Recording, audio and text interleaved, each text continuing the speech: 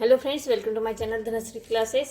आजच्या या व्हिडिओमध्ये आपण इथे काही डेली यूज सेंटेन्सेस बघणार आहोत, म्हणजे रोज बोलली जाणारी वाक्य। जी मराठीची वाक्य आहे ती आपल्याला इथे इंग्रजीमध्ये तयार करायची आहे। ठीक आहे, पहिलं वाक्य आहे तू चांगलं काम केलं। आता हे वाक्य आपण इंग्रजीमध्ये कशा पद्धतीने तयार करायचं तर बघा, या वाक्यातील कर्ता काय आहे? तू आहे। तू साठी आपण लिहिणार आहोत यू, आणि चांगलं काम केलं म्हणजे यू हॅव, HAVE, यू नंतर काय येईल? हॅव। यू हॅव काम केलंय म्हटलंय म्हणजे क्रिया झालेली आहे, म्हणजे इथे डन।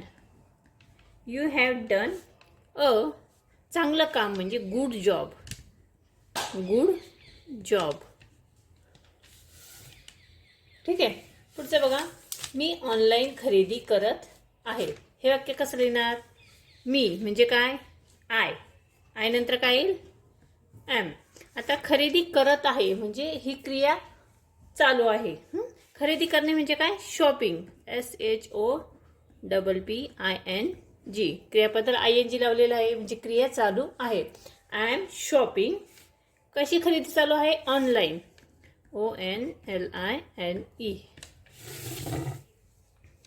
पुढचं बघा, मी भांडी धुत आहे। हे वाक्य आपण कसं करणार? या वाक्यातील कर्ता आहे बघा मी म्हणजे आय, आणि आय नंतर काय येईल? एम। I am. आता धुत आहे म्हणजे काय आहे? क्रिया चालू आहे। धुणे म्हणजे वॉश करणे, आणि क्रिया चालू आहे म्हणजे वॉशिंग। क्रियापदाला ING, WASHING।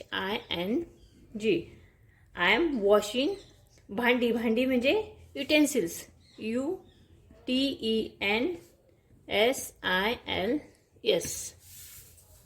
ठीक आहे, पुढचं बघा, मी फुलं तोडत आहे। हे वाक्य कसं करणार आपण तर बघा, मी म्हणजे आय नंतर काय येईल? एम। आता तोडणे, तोडणे म्हणजे काय? प्लक, आणि क्रिया चालू आहे म्हणजे प्लकिंग, PLUCKING। प्लकिंग काय तर फुलं, FLOWERS। I am plucking flowers. पुढचं बघा, मी 10 मिनिटात येते म्हणजे आपण सहज म्हणतो की मी 10 मिनिटात येते, मी 15 मिनिटात येते। तर हे वाक्य कसं लिहिणार? आय एम, येणे म्हणजे काय? Coming, COMING।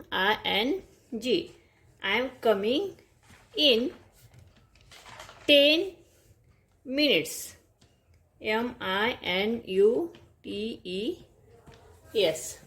ठीक आहे, आणि अजून एक लास्ट सेंटेन्स बघूया की मी नवीन घर घेत आहे। आय, ठीक आहे, मी साठी काय लिहिणार? आय नंतर येईल एम। आता घेत आहे, घेत आहे म्हणजे काय? खरेदी करत आहे। खरेदी करणे म्हणजे काय? बाय, BUY, आणि घेत आहे म्हणजे क्रिया चालू आहे म्हणजे क्रियापदाला ING लागेल। आय एम बाईंग अ नवीन घर, न्यू हाऊस, न्यू हाऊस। ठीक आहे, अशा पद्धतीने आपण इथे काही मराठीची वाक्य बघितलेली आहेत जी आपण इथे इंग्रजीमध्ये तयार केलेली आहेत। ठीक आहे, ही वाक्य जर तुम्हाला समजली त्या व्हिडिओला तुम्ही नक्की लाईक करा, शेअर करा, आणि चॅनलवर नवीन असेल तर चॅनल सबस्क्राईब करा। पुन्हा भेटूया अशाच काही मराठीचे सेंटेन्स घेऊन जे आपण इंग्रजीमध्ये तयार करणार आहोत, आणि त्याचं स्ट्रक्चर देखील आपण इथे बघणार आहोत। पुन्हा भेटूया पुढच्या व्हिडिओमध्ये।